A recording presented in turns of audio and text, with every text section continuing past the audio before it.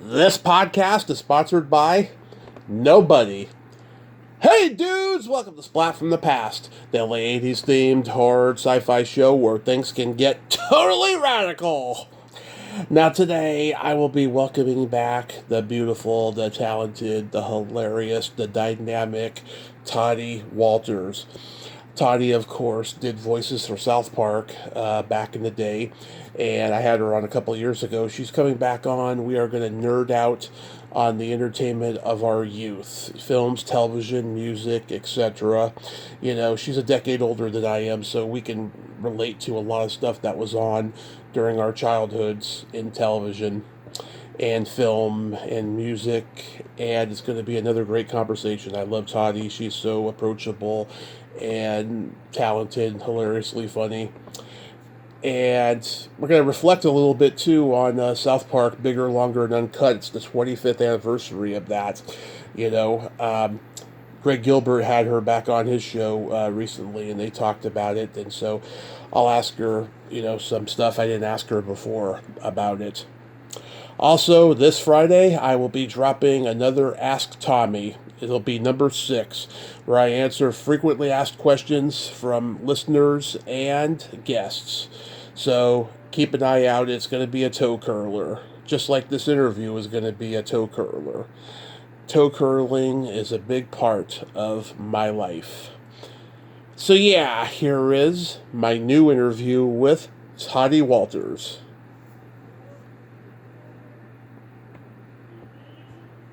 Hey, Toddy, welcome back. How are you today, hun? Good. How are you? I am fantastic. What's the weather like in Colorado now? It's very beautiful. It's chilly, but sunny, and all the trees are popping. It's gorgeous. Oh, that's fabulous. Yeah, our weather in the Bay Area is kind of bipolar, but today it's hot. I'm so happy because we've been having days where it's hot and some days where it's overcast, and I'm just like, fuck, I'm so tired of rain. Yes, I know. I hear you. This is my favorite time of year. Yeah, it's pretty awesome. So, going back in time, do you remember the first movie that had an impact on you as a child? Yes, I went to go see Dr. Zhivago at the local art theater with my mom when I was probably 8 years old. Uh-huh.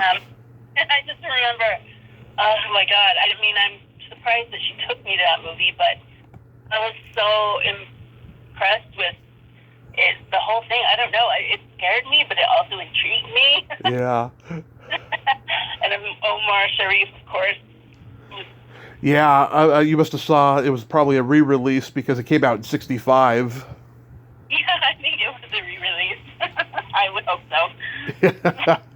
Yeah, it was Rod Steiger, Julie Christie, Geraldine Chaplin. That's a great cast. Yeah, I also saw Jaws when it came out in the theaters. Yeah. I don't know, did it come out in 77? 75. 75, okay, so I was literally 6 years old. And Yeah. they took me to see Jaws. Because certain Spielberg movies played for 2 years in the theaters. I don't know if that one did, but it was the first one to make, a blockbuster amount of money. Wow. Yeah.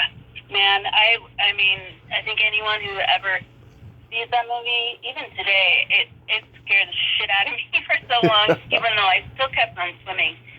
I would always be afraid of the grade, the bottom of the pool. Yeah. Or the bench. Oh, God.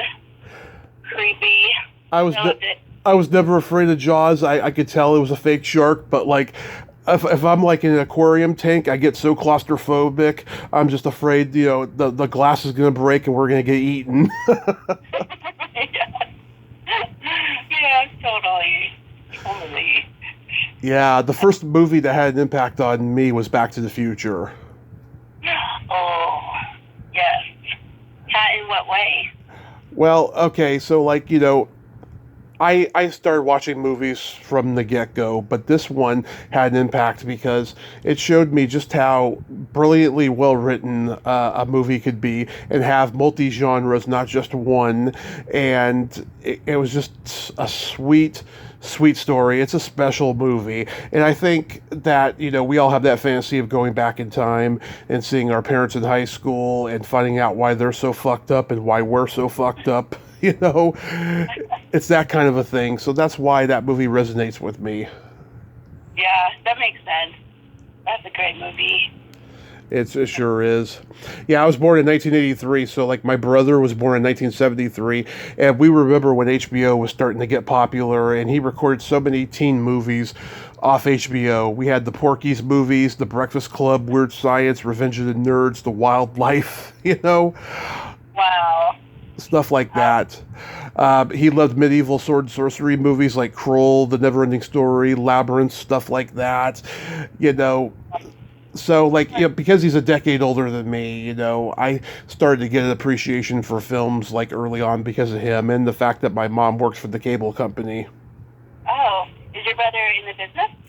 He worked for the cable company for a lot of years, and then he got out of it and he started installing video cameras, surveillance cameras in big businesses. That's what he does today. That's cool. That's cool that you had a cool older brother. Well, he was cool in that regard, but our personalities have never meshed because we come from different dads, Oh. But there's love there. There is love there. Wow. Yeah, you were kind of like that. Oh, I have a little brother now? What? Yeah, I'm his little brother, yeah. Because my mom, she had 4 miscarriages between me and my brother. And I always jokingly say I'm the other 4. I'm a handful. You're the one that has all the energy of all the 3 others. Exactly. That's interesting. That's an interesting concept. It is. We got, so we first got HBO in the summer of 1984. They showed The Shining and Cannonball Run a lot. Those were like my first 2 movies that I saw, and I still love them to this day. And back then, HBO was so cool because they would show music videos between films and abstract short films, and you never saw them again until YouTube now. Yeah, I mean, it was a whole different world. It was so much, harder to access things, but when you did, you really, felt privileged to be able to watch it. I remember when we first got cable, and I was, over the moon. Couldn't wait. But you had to wait to see things. You couldn't just stream them. Yeah. We had Supergirl. That movie strangely holds a place in my heart. I used to watch it, before I started kindergarten. I had no friends. I didn't have to deal with people. Seeing Helen Slater in that tight uniform made it all worthwhile for me. And I still romanticize it whenever I watch it. It's like I remember before kindergarten, I was watching Supergirl, and just that strange romance between her and Hart Bochner. It warms my heart for some reason. Oh, that's interesting. Yeah, I watched Poltergeist when it came out, and I don't remember exactly what year it came out, but maybe 1980? Yeah. Or 81? So, Poltergeist, 1982, actually. Okay, so I would have been 12, and I watched that every single time it came on to cable. I loved it so much. My mom thought I was crazy. I couldn't get enough of it. It scared me like Jaws did, but it also titillated me. I loved it so much. I watched it 30 times. Yeah, that movie scared me when I was a kid. When that little girl died, there was a part of me that was happy because she scared the shit out of me. They're here. Oh my God, yes. And that actress passed away not too long after the movie. Yeah, there was also Dominique Dunn, who was killed by her stalker boyfriend. Oh, that was awful. It was so sad. What a terrible thing. Jo Beth Williams, I friggin' love. I'm trying to get her on the show. It's not easy, but I adore her. Everything she's ever been in, I just love her. Does she work still? Yeah, but it's stuff that you can't see unless you have streaming because it's all that stuff. Oh, no, really? Yeah. Craig T. Nelson, he's amazing. Yeah. Do you remember Phantom of the Paradise? I don't think so. It was a rock and roll parody of Phantom of the Opera.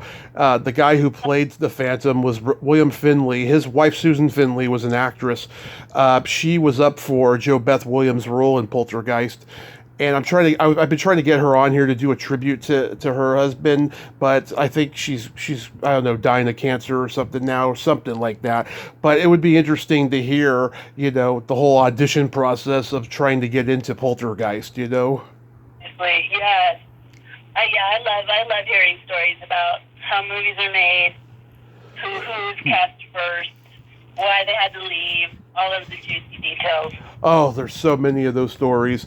I'll tell you. I mean, you learn about them more in the internet world and the podcast world than you do before that. So many people were so ashamed of admitting that they were up for roles, but now they freely talk about it because I think they look at their bank accounts and go, "I got to do these damn autograph shows. I should have played that part. Maybe I wouldn't be doing autograph shows now." Yeah. Oh man, so true. Were you a Disney kid? Not so much really. When Disney took off for real with the modern cartoon musical as we know it, which I consider to be maybe The Little Mermaid, Uh-huh. kind of aged out of it. I mean, I saw The Little Mermaid, and I'm just, really not a musical theater person. I'm a singer, but I'm not. I don't love musicals, and I'm sure I've seen some animation stuff that's not Disney that I've really loved, but yeah, I'm not super into Disney, although if I do sit and watch one, it doesn't make me mad or anything, and I could probably tap my feet and smile. Yeah. I was for seeing Hercules. I really liked that one. Yeah, I mean, I grew up loving the 1940 Pinocchio. I think it's the finest achievement that's ever been put to animation. I love it so much. I love Dumbo because I was bullied as a kid, so I can relate to that movie. And Alice in Wonderland, Sleeping Beauty, Mary Poppins, Pete's Dragon, Tron, Yeah, all of this. What about Chitty Chitty Bang Bang? It's okay. That movie I saw a lot as a kid, and it kind of terrified me, but I loved it. It's like the only major movie Benny Hill was ever in. Oh, he was in Chitty Chitty Bang Bang? Yeah. I don't remember who he was. I can't remember his character's name. I'd have to look it up, but he was in it. I think that's how people first became aware of him, and then his show started the next year. Oh my God! I can't believe that I watched his show all the time, and I can't even believe how wrong in so many ways that show is. I know. And then Paul Hogan, who was Crocodile Dundee, he was doing that show in Australia. He was doing a body show with lots of naked chicks in towels and stuff. Oh man, times are so different now. I think they could come back depending on the outlets and who's willing to get naked and stuff. True, that's true. Oh, he was the toy maker. That's right. He was the toy maker in Chitty Chitty Bang Bang. Yes. Oh, yeah. God. Dick Van Dyke, he's getting some kind of a Lifetime Achievement Award at 98 soon. Really? He's 98. He's still with us? Yeah. And I've seen him out in public walking around L.A. Yeah, he was at Monsterpalooza a few years ago. Whoa. Oh, man. You know who I really love that I know is aging and not working is Gene Hackman. I saw him recently, a picture, the paparazzis, they fucking take those personal pictures. I hate when they do that. But I was like, oh my God, he's all shriveled up now. It's sad. I know. I think I saw that same picture because I was like, why doesn't he still work? But I'm like, okay, I guess he's old, right? I mean, yeah. What's 90? He's 94. He's 94? Yeah. Jeez. It's gotta be hard to be 94 years old. Well, it's funny. Guys like him and Norman Lear, make it to that age, that late. They make it to that late in life because they didn't get success till late in life. Like Norman Lear, he didn't become famous till he was 50. Wow, I didn't know that. Yeah, and Gene Hackman, he was late 30s, like when he did Bonnie and Clyde. That's like the first movie where he got attention. He was like in his late 30s. Yeah. Oh, wow. Yeah, maybe there's still hope for me then. Well, if you take good care of yourself and you eat right, and women live a lot longer than men, I've noticed, in most cases. I think you have a good chance. Yeah, my own mother is 85 years old. Wow. Yeah, and her mother lives to be 95, but I don't want to live that long. Unless I have, cryogenically preserved myself somehow or something. My mom just turned 70. My dad just turned 67. I'm just like, God. I'm like, God, please give me at least 15 more years with them. I want them to see me have a child and be successful. I mean, they're very proud of me now at this stage of my life, but I just want them to see me do more. Oh yeah. Well, hopefully they're healthy. They are and they aren't. It depends on what you mean by healthy. I mean, my mom, she's got a million things wrong with her. My dad's got a million things wrong with him, and yet they make it through every day, and they are just so awesome. Well, that's cool. Well, they raised a nice son. Yep, I can be nice. I'm a Gemini. I'm complicated. Oh man, Gemini. Yep. They are complicated.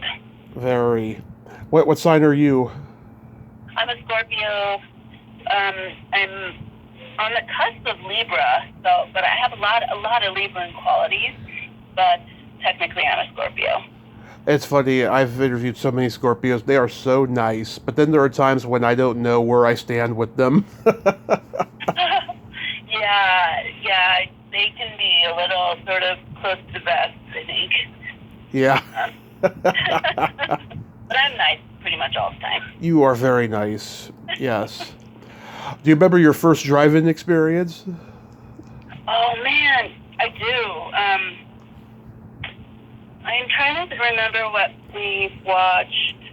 I'm not sure if I remember going with our next door neighbors.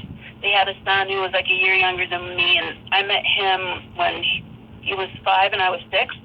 And we would go to like another one of those sort of vintage theaters, the art ones, and sit up in the balcony and watch old like Marx Brothers movies. And we watched a bunch of like Humphrey Bogart movies and things like that. But they took us to the drive-in as well. But I can't remember what we watched. Sadly, I think I was too busy stuffing my face. Well, they started taking me to the drive-in at the age of 2, and I saw Weird Science and Rambo 2. Weird Science, I love that movie. I do too. I've been so lucky to talk to people from it, including a background person today. We did a nerd out like this today earlier, and yeah, I love that movie. It's a great movie. It teaches underneath all the locker room humor. It teaches boys to treat women like human beings. Yeah, there's so many nostalgic sort of feelings I get when I think about watching those movies.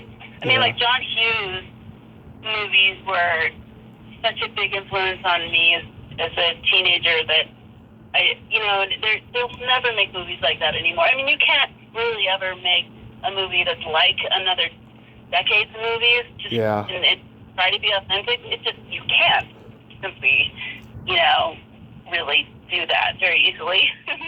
So I love Weird Science. I do too. God, it's a laugh riot. It really is. On Bill Pullman. No, not Bill Pullman. Bill Paxton. Bill Paxton was the brother. Yeah, it's funny. Even with the shit that he improvises in that movie, it still sounds like something that would come out of Hughes's mouth because it's so clever and brilliant. sad. That's sad that he passed. It was. I'm glad he got to do Mark Maron's podcast before he passed, because they had a great talk. Oh, really? Oh, I'll have to listen to it. Oh, yeah, it's really, really good. I really like it. You get to hear just how human Paxton was, underneath all these crazy characters that he played. Yeah, and in LA, when I was living there, I met someone who was in a band with Bill Paxton when they were really young. Yeah. I wonder if he ever talked about that. I know that he had a connection with Bill Mummy from Lost in Space, and he directed the Fish Heads video that Bill Mummy did with oh God, what's his name? I tried to get him on the show, and all he did was read my message and not respond, and then he died. Him and his partner, they had that singing group, and they did that novelty song Fish Heads. Oh, yeah. So Bill Paxton. He directed the video. Oh, he did? That's cool. Yeah, no one knew who he was yet. This was like one of his earliest jobs when he got to L.A. Yeah, because that was on the Dr. Demento show. Oh, yeah. Dr. Demento played Weird Al a lot, and Alan Sherman's stuff from the 60s. Lots of novelty stuff. I wonder is Dr. Demento like someone who's actually alive still? He is, and I'm trying to get him on the show, and there's no response there either. He's I just consider him to be just one of the gods of radio. And how old do you think he is? Early 80s. Wow. Oh my gosh. I wonder if he ever does podcasts. I heard him on at least one years ago, and he was good. I mean, he told good stories. Yeah. I can remember every movie I saw at the drive-in. Like, it's crazy, because it was me and my dad's ritual after a while. It got to a point where my mom was like, okay, you and your dad love going, so just go, the two of you. But she went with us again after she had stopped taking us for a while, because it got to a point where I was either falling asleep in the car or getting out of the car and knocking on windshields. She's like, behave. Yeah, so starting at like almost 3.5 going on 4, they stopped taking me for 3 years, and then it just became me and Dad's ritual, and occasionally she would come with us.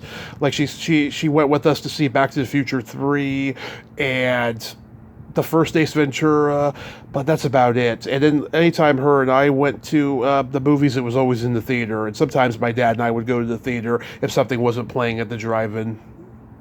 That's very sweet. That's sweet to think about you and your dad having that experience together. Yeah. I love that. Oh yeah, we got to see some great stuff. We even saw Cruel Intentions at the drive-in. Oh. Is there still a drive-in in San Fran? There's one in San Jose, but the one we used to go to was in San Mateo in Burlingame. That closed down around 2001. Yeah, so that's long gone, sadly. But I'm going to see if I can get some people together and go to the one in San Jose, because I miss going to the drive-in. Yeah, for sure. I would think that would have been something that popped up during COVID, like opening drive-ins, Yeah. I mean, stand-up comedians were performing at certain drive-ins out in L.A. and stuff, but that was about it. It was a fad that died down quickly, thank God, because they were also doing Zoom stand-up shows. It's like, there's nothing like a live audience in a club or a theater. You can't do it at a drive-in or on Zoom. Yeah, for sure. It's just not quite the same thing, is it? I'm glad I got out of stand-up before I had to do that crap. You don't do that anymore? No, not since 2018. Oh, what made you stop? Well, woke was part of it. Woke became popular, and I just got tired of the bullshit backstage and the backstabbing and the rumors and just the misconstruing of things and accusations of stealing. It never happened to me personally, but every time I was like in the green room or something, someone was accusing somebody of stealing their joke, and it's just like, God, grow up. We're fucking adults, for Christ's sake. I know this is art, but still, it's just like, why you gotta do it here? Why can't you just, wait till the show's over or something, Yeah, that sucks. Yeah. It's okay. Maybe I'll go back to it someday, but just right now, I need less stress. You know what I mean? Yeah.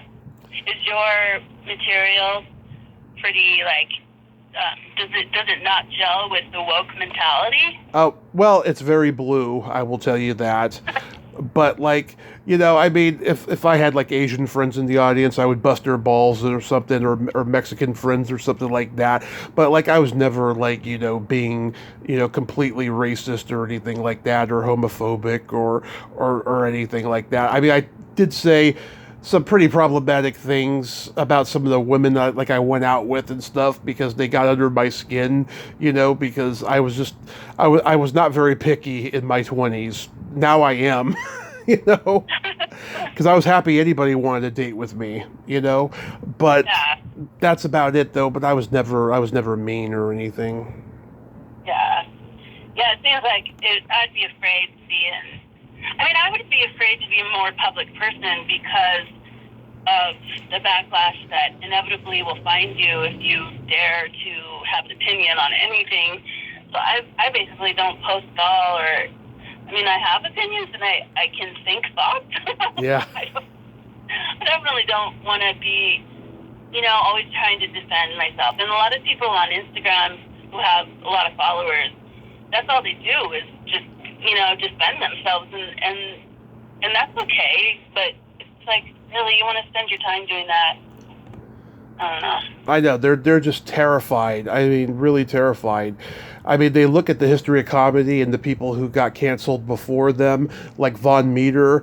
He was a Kennedy impersonator. As soon as Kennedy got assassinated, he was canceled. He literally could not get a work anywhere except in the Borscht Belt, probably, and that's about it. Oh, wow. I did not know about that. Yeah. Oh, that needs to be a movie or a limited series. The Von Meter story is a tragic rise and fall, all because of something that happened that went beyond his control. It's a sad story. It's very sad. Are you a screenwriter? I wrote screenplays for years, I need to get back to writing my memoir, though. That's like going to be my first like book I ever wrote once I get back to it. Good.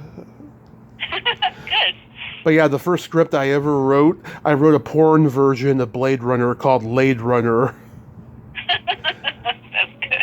I was 12 years old. You know the scene where Harrison Ford's interviewing Sean Young, and she says to him, "Are you asking me if I'm a replicant or a lesbian?" Well, in my version, he said, "Let's find out." And next thing you know, the sex started. That's good. I was 12. I was 12. That's funny. I was a naughty boy. Yeah, I come from, naughty boys like my dad. In the 70s, he would go see a movie at the drive-in 3 times, and it wasn't until the third time that he actually watched it because he was either making out or fucking some chick. Yeah, I thought that's where young couples went. Yeah. Yeah. How about the TV sitcoms? Like, were you a fan of Mary Tyler Moore and stuff like that? Oh, I was a fan of all TV, everything I could soak up. I was into it, including all the shows in the '60s, like Bewitched and I Dream of Jeannie, and then the '70s. I mean, I watched everything from like Taxi to Dragnet, to Get Smart, to like Three's Company, and like all everything. And then when Charlie's Angels came out, and Love Boat and Fantasy Island, all about it. I was living it. That's what made me want to be an actor. Charlie's Angels. Yeah, me too. Oh my God. I watched all those shows. I had Nick at Night and TBS and stuff, and they showed all that stuff. Oh my God. I love it. And I recently went back and watched Bewitched again. Because I'm sure I probably didn't see all of them in order. So I watched it all in order, all like 7 seasons or whatever. And it was awesome. And then I watched some of the first seasons of Dick Van Dyke recently. And because, God, I just wanted to look back at those that I loved so much and just see what it's like to witness them again, you know? Yeah. Did you know that the exteriors of Mork and Mindy was shot in Denver because that's where the show took place? I thought it was Boulder. Or Boulder, I'm sorry. Boulder. Yeah. But yeah, no, I did know that, and I think that made me love that show even more. But yeah, the first time I saw Robin Williams was when he was on an episode of Happy Days. Yeah, that's where he got started. Yeah, before he got started, and I was like, oh my god, who is that person? It's funny, Dom DeLuise turned down that part of Mork. Oh, really? It was a completely different character until Robin came along. You know, Dom DeLuise was going to be the fat spaceman who does all these crazy things. You know, like suck a drink out with his finger and stuff like that, like Mork ended up doing. But like it was completely different by the time Robin took it over. Oh my god, thank God. Yeah, and I love Dom DeLuise. Yeah, me too. I couldn't imagine him though. No. And, oh my God, the only other show I could think of that was filmed in Colorado was Father Dowling Mysteries. Yeah, that's really funny because they shot that at a time that I was still in Denver because I was like 20 years old and I was a waitress in downtown Denver. Yeah. And Bosley would come in, and so I waited on Tom Bosley a few times. What was he like? He wasn't very friendly, but I get it. I heard that about him. I feel like a lot of people get that bad rap. It wasn't like actively mean. He just wasn't engaging because he probably just wanted to be in silence and have his breakfast, you know? Oh, yeah. When you're on a popular show for 11 years like Happy Days, you got to be that guy. Oh, my God, yeah. And do you remember the show that Raymond Burr was in? Perry Mason? Later in life? Ironside, or there might have been one even in the early 90s that he was shooting in Denver. Oh, well, he did bring back Perry Mason at the end of his life. Maybe it was there. I think that's it, because my friend Sarah Fernandez-Kay, who's like an actor, she was acting in Denver, and she had a part-time job being his, I guess, sous chef. So she would go to his house pretty much every day for a few hours. Right. And do all the prep work because he was such a foodie. I mean, obviously, because he was so over. Yeah. That was her job to like prepare all the food for him to make these massive, amazing meals. Yeah. Were you a big Saturday Night Live and SCTV fan? Oh my God, yeah, I definitely was. SNL kind of took over my like I enjoyed SNL, I think, on a different level than I did SCTV, and I definitely saw more of SNL as a kid than SCTV. But yeah, I loved it so much. I couldn't get enough of TV, you know? Yeah. We just lost Joe Flaherty from SCTV. He was so brilliant. I listened to this 3-hour interview he did a few years ago on this podcast that was focused on SCTV. He was the nicest, most humble guy. Remembered everything. You know, his mind was right there where it should be. I would have loved to have interviewed him if I had had the chance. Oh, that's sad. R.I.P. Him and John Candy both auditioned for Saturday Night Live in 1975 and didn't get it. Wow. Yeah, there was this man that was at this bar I used to go to in L.A., and I forget his name. I wish I would have remembered his name, but he was in a wheelchair, and he was an older dude, and this was like probably 12 years ago. Uh-huh.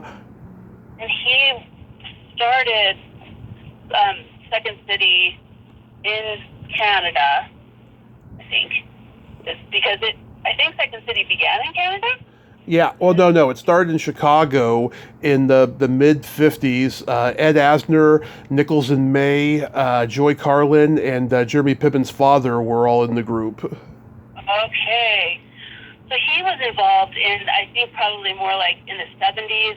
And so he booked all of this Canadian, like, comedians who were just so amazingly funny, like Catherine O'Hara and Eugene Levy and all of those cats. Yeah. But yeah, just talking to him, I was like, I'm sitting next to a living legend. But I wonder who that was, because let's see, because Del Close, who was the legendary teacher for for Second City, he died in the late '90s. I know that, and yeah, I'm sure there's people I can't even think of. yeah, I wish I could remember more about what he told me, because I was like, you did what? You know? Yeah. And, wow. But he had one of those wheelchairs that could like hydraulically lift, so he could lift himself up to the bar. Interesting. A lot of time at the bar. Interesting. I was like, oh, okay. Now, being into voice over work, you probably watched all the cartoons. Yeah, I mean, yeah, I watch, I don't know, everything. I'm trying to think if there's one I loved more than another, but I think that just as a kid, I literally, that's all I really did outside of having to go to school and roller skate, watch TV. And so,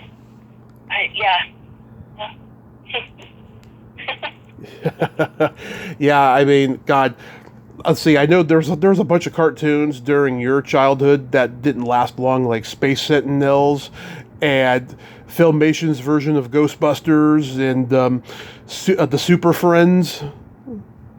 Okay, yeah, Super Friends for sure. Scooby-Doo, yeah, the Huckleberry Hound and Quick Draw McGraw. I mean, God, those are timeless cartoons. And the Hanna-Barbera ones. Oh, those are all Hanna-Barbera, yeah. Remember Hanna-Barbera had their own Addams Family cartoon? Oh, yeah. You know who the voice of Wednesday was? Who? Jodie Foster. Are you serious? I'm serious, yeah. Like, I saw the most hilarious little Instagram of her, and she must have been probably like right after Taxi Driver, but she was singing a song in French, and with a bunch of toaster effects, and it was the coolest thing. I mean, I just think about her and think, wow, what a life she's had, you know? Yeah, I mean, God, she wasn't expected to last as long as she has, because that's the nature of being a child actor. But she proved them wrong. Yep, and she's better than ever. Like, she's amazing. I saw her do the hands and footprints for the Walk of Fame on YouTube and stuff. It was amazing. I was a little turned on that she had that stuff on her foot, from the footprint thing. But it was great. I was very happy for her. And I guess she won't go out with you. Don't worry, my name is not Hinckley. Oh yeah, that is even. It's like, oh my God, God, it has been terrifying.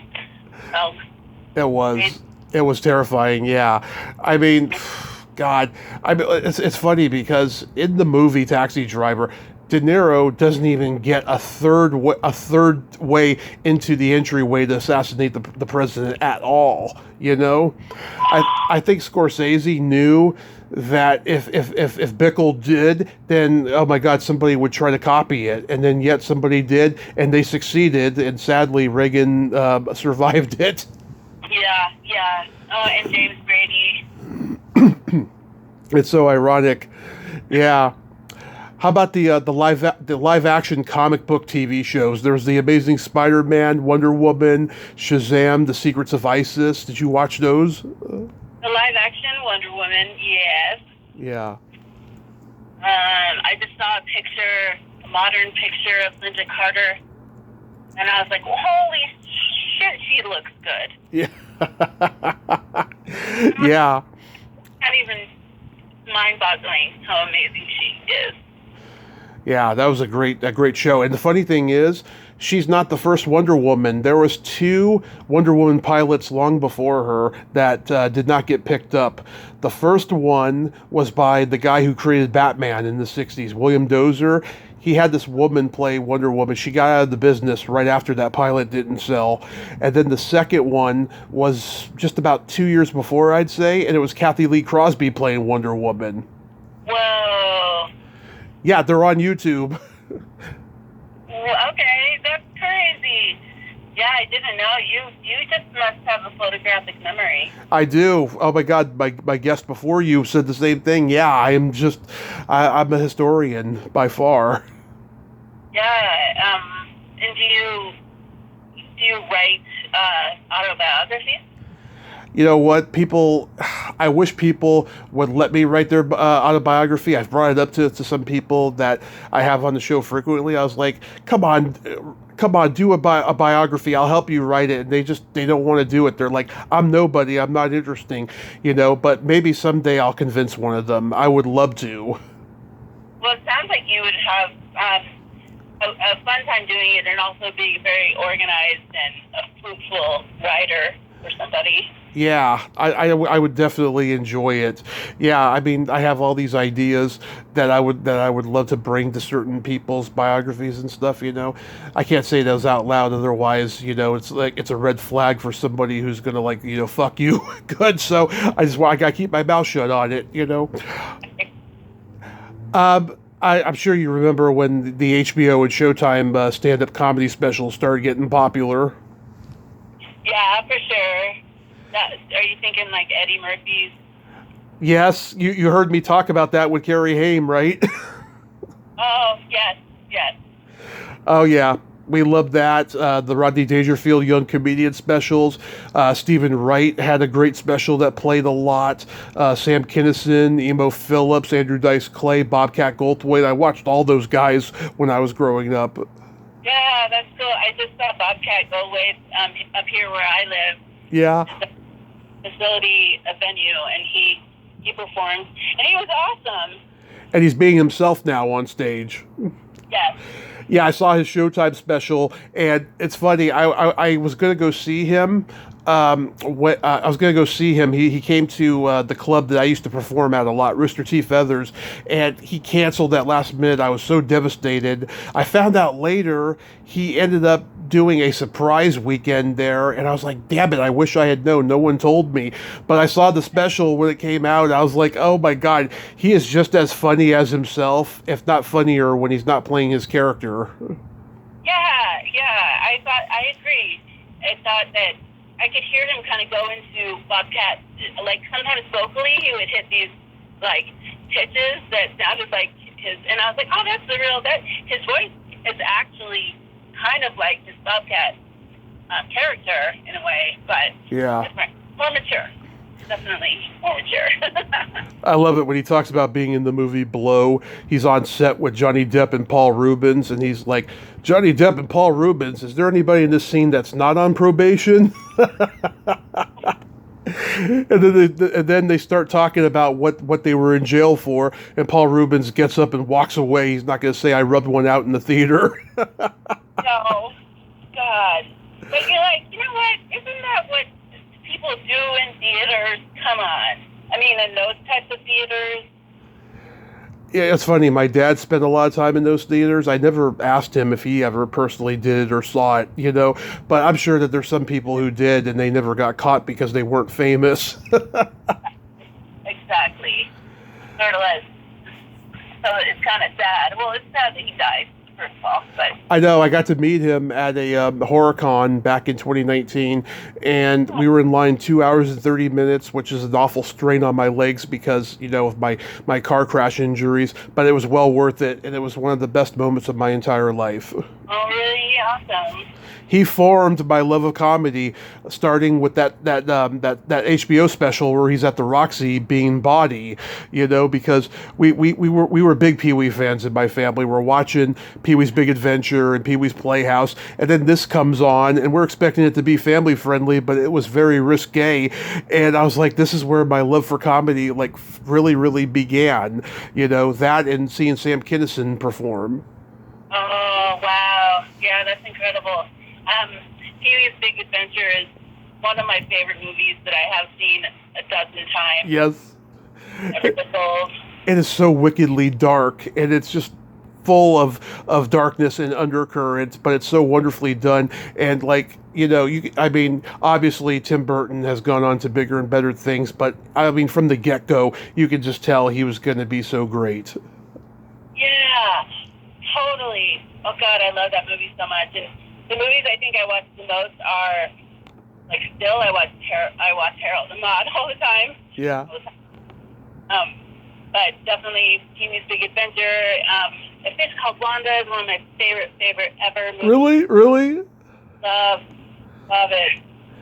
My favorite part of that whole movie is when Kevin Kline is fucking Jamie Lee Curtis, and then suddenly he does that like orgasm face. That was so freaking funny. Yeah, and he starts holding his, like, he's like, mozzarella. Yeah. Yeah. Oh my God, he was, oh my God, I love him so much. He's my favorite in that movie. I just love when he do, what's the guy from, Monty Python, John Cleese. John Cleese. So when he goes into John Cleese's house and John Cleese is robbing his own house. Yeah. Kevin Kline beats him up, and then he realizes who it is, and he's like, I'm sorry. Yeah. Him again. Like, why are you robbing your own house? Yeah. I like it when he's got Cleese hanging off the fucking ledge, and he's not freaking out too much about it. He's remaining calm. Love it. I need to go back and watch that movie. It's been too long, but I remember all this stuff. Did you watch a lot of kids' educational programming growing up? Yeah. Did I? Yeah. Oh yeah. I mean, like, Zoom was one. Yeah, I just found out about that show. It wasn't on when I was a kid. No. Electric Company. Yep. We had Pinwheel. Oh. I'm not familiar with that. Pinwheel was the Canadian ripoff of the Electric Company that was on Nickelodeon when I was a kid. It was in the 70s too, right? And everybody of my generation remembers that cheesy theme song. Pinwheel, pinwheel, spinning around. Look at my pinwheel, look what I found. Pinwheel, pinwheel. Oh, yeah. Yeah. Those were good times. Do you remember the Magic Garden? I don't think so. Two hippie chick folk singers and puppets, and I'm interviewing one of them for my anniversary show in a few weeks. Oh, cool. Carol Demis, yes. I can't wait. She's a Broadway star from way back when. And there was also Doug and Emmy on the New Zoo Review, which was pretty much the same show the Magic Garden was. Yeah. Yeah, gosh, I have to reach way back into the archives to remember those educational shows I watched, but there's, because that was a very particular time, right? The early 70s, mid-70s, kids programming. Yeah. It's different these days. Remember Romper Room? Vaguely? Yeah, by the time you were a kid, it was off the air, but then it came back during my childhood. We, there was always a Miss Somebody, a woman teacher, Miss Somebody, and I had Miss Sharon in my generation. She was a beautiful black lady, and there was this one episode where she was teaching kids how to paint with their feet, and I was like, oh God, I hope she takes her shoes off. I want to see Miss Sharon's feet. It never happened. Yeah, I'm getting a theme from you about feet. Oh yes, anything with feet and belly buttons, I love it. Oh my God, you're so funny. Yeah, that's cool. Remember the Kroft Brothers shows like Land of the Lost and H.R. Puff and stuff, and Captain Cool and the Kongs? Yeah, definitely. Electra Woman and Dinah Girl, yeah, those were cool. I've had Sid Kroft on. I had him on during a snowstorm in California last February of last year. Whoa, that's cool. Do you remember the first album you ever bought with your own money? Yeah, the very first album I ever bought with my own money was Leif Garrett. Oh my God, you were a Leif Garrett girl? Oh my God, was I? Oh, I was. Oh my God. I don't even remember the title of it because I have a lot of my old vinyl from back then, except for I don't have that one. Because in the early 80s, it was popular in the Christian movement to take records because that whole Satanism thing about back to what do you call it? The whole satanic thing that was happening in vinyl that Christian Wright was saying. Oh yeah. There was satanic messaging in music, and so my sister, she's a year older than I am, and she took it very seriously with her friends because we went to a parochial school, and we were like in 5th grade or something. She and her friends decided they were going to destroy a bunch of vinyl. Yeah. And grabbed some of my own vinyl, including a Queen album that I love dearly, and my Leaf Garrett. And she and her friends destroyed my record, so I don't have that one anymore. But I don't remember what it's called, but you did a version of Singing in the Rain? Yeah, Gene Kelly. Oh my God. Yeah, it was silly, but I love him so much. I do too, yeah. He's an example of like child actor personality gone wrong, unfortunately. Gene Kelly wasn't a child actor. Ooh, I love Gene Kelly. Yeah, like Leif Garrett, yes, he definitely was. When he was a kid, he was in Walking Tall. Oh, wow. I'm Charles Bronson. No, Joe Don Baker, but close. It's a vigilante movie, so yeah, you were close there. I was an MTV kid, so I loved. I had Phil Collins, No Jacket Required, and Poison. Look What the Cat Dragged In.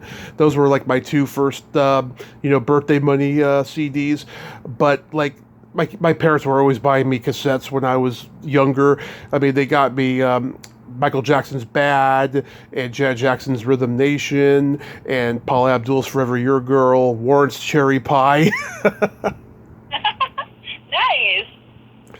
Yeah, and they had a big old box of vinyl records, and they had everything from the Beatles to the Stones to Johnny Cash live at Folsom Prison. There's nothing like that stinky, musky smell of vinyl. It's intoxicating. So true. Yeah, those were good times. Do you remember your first concert? Yeah. I believe that it was I have different memories, but my first Red Rocks concert. Yep, the beautiful Red Rocks here was Billy Idol in 1984. I thought you were going to say U2. Oh my God, no! I wish I would have been at that one. No, but I think my first actual concert though was not at Red Rocks. It was at another theater here, but it was Rick Springfield because I still have some Rick Springfield vinyl. Mm-hmm. That was probably my first concert. Working Class Man, or no, Working Class Dog is what it was called. And there was Success Hasn't Spoiled Me Yet, which had Don't Talk to Strangers on it. Yes, love. I loved him so much. Oh my God. and of course, Return to Oz. Yeah, Rick Springfield was cool. I've never heard anything good about him personally, but his music was cool. Oh, that's a bummer. I always. Yeah, he's kind of an arrogant guy, from what I've been told. Oh, that's not bueno. I did see him in live a few years ago. Mm-hmm. With I think Loverboy opened up for him. Yeah. And Cheap Trick also, I think, played on that same bill. I've seen Cheap Trick live. I love those guys. Oh my God, it was so fun. But they're all aging, so you're kind of like, they don't quite have the appeal that they used to, but they're still good. Yeah, I had two first concerts because one was at the county fair, and that was Steppenwolf. And John Kay was the only original member, and that was okay. He's very charismatic and charming and funny, so I enjoyed it. All the 40, 50-year-olds, they had this look on their face like the magic was gone for them, but I enjoyed it. And then I saw Alice Cooper 2 years later, and he puts on a show, that guy. I mean, he'll do one or two songs from every album he ever recorded, except for those ones where he was fucked up. But other than that, it was a great show. Wow, that's cool. You're quite an appreciator. I sure am, yeah. Alice is great. I forgot how he died at the end of the show, because he gets killed at the end of every show, whether it's like being hung or electrocuted. That's hilarious. Do you remember your first makeout song? That's darn. I don't know. That's darn. That's, I don't know if I ever had like a makeout song. I was a little late to the makeout game. Mine was Level Never Do Without from Janet Jackson. Oh, nice. I do think that I remember having a romantic encounter while listening to Mazzy Star. Nice. Wait, did you say Atlantic Star? Mazzy? Oh, Mazzy Star. Yeah. That went over my head. I can't picture that music. Fade Into You. You'd know it if you heard a song, but it's pretty dreamy and kind of sexy. Nice, kind of like Barry White stuff. Yeah. Oh yes. All of that. I'm in my car driving now, so if it's loud, that's why.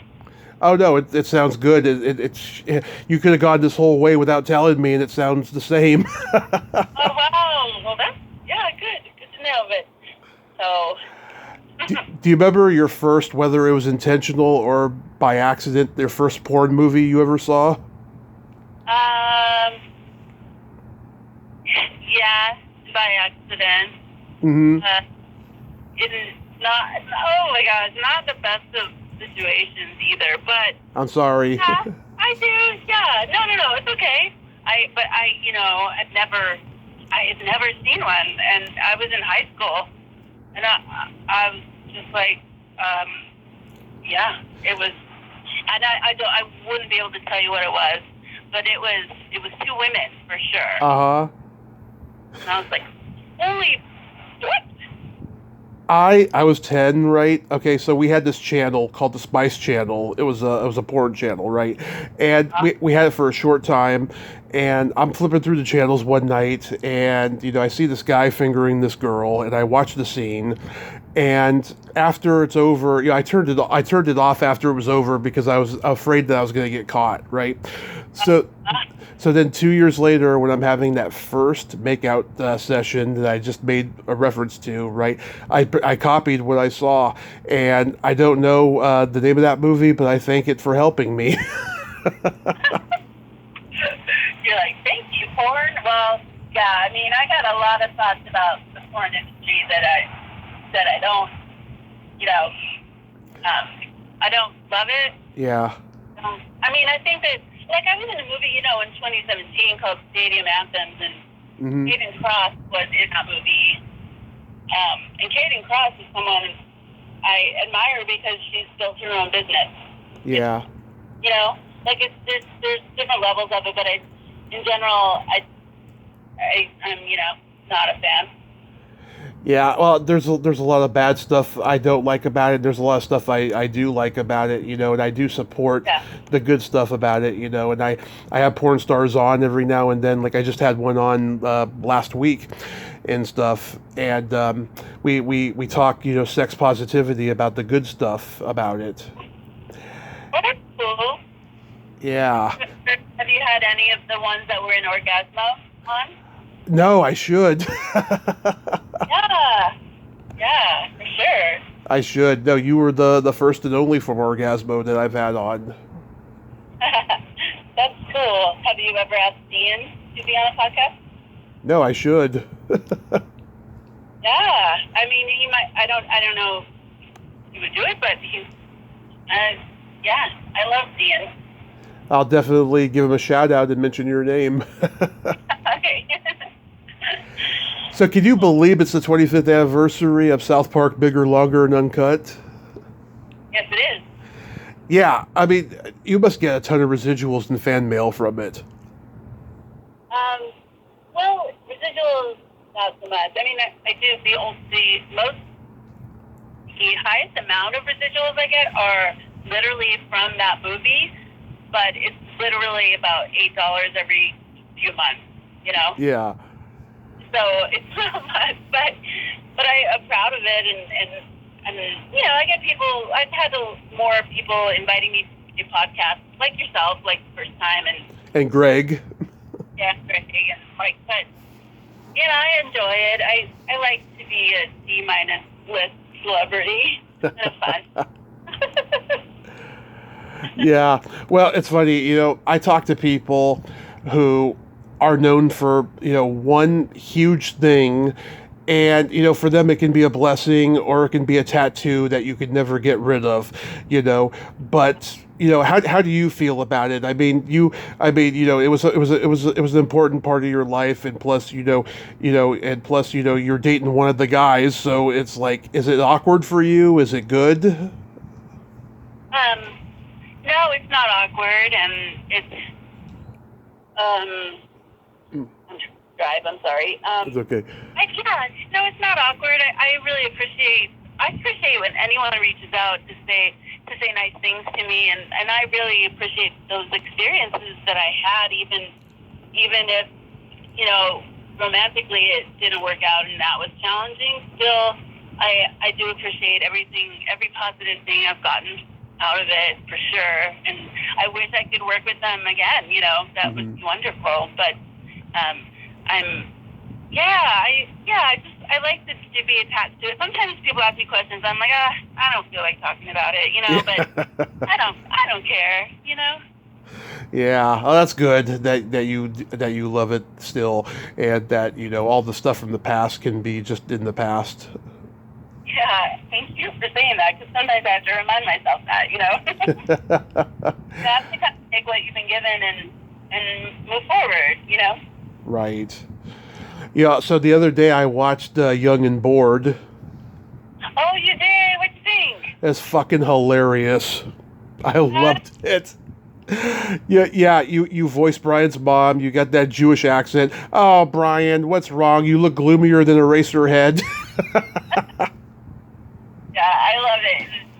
Jordan Zangrillo is the creator, and he's really great. He's super smart, and he's going to be doing another episode, I think, at some point, or he's working on it. But he literally animated the whole thing himself without ever having trained to do it. Like he's learned on his own. Mm-hmm. And that's something. Yeah. Oh God, it was hilarious. It should be a regular series. I'd watch it every week. Oh, that's cool. That's cool. Oh man, he would love to hear that. I'm sure he's really happy to hear that. I agree. I think it's really good. I hope he gets an opportunity to build it up into something more substantial. Honestly. Yeah, I definitely liked it. Do you have anything else upcoming? I'm just, where I'm living, I'm doing a lot of theater, and I'm going to be in a production of a play that was written just a few years ago and premiered on Broadway in 2022. Mm-hmm. That play is called Toddy, or Behind Every Great Dumbass are 7 women trying to keep him alive. And so it's a satirical, farcical play about 7 women around the President of the United States. Uh-huh. It's really hilarious. I'm looking forward to doing this comedy. I play a lesbian international drug mule and twin sister of the president. Oh my God! There's a David Mamet play called November, and it's about a president of the United States.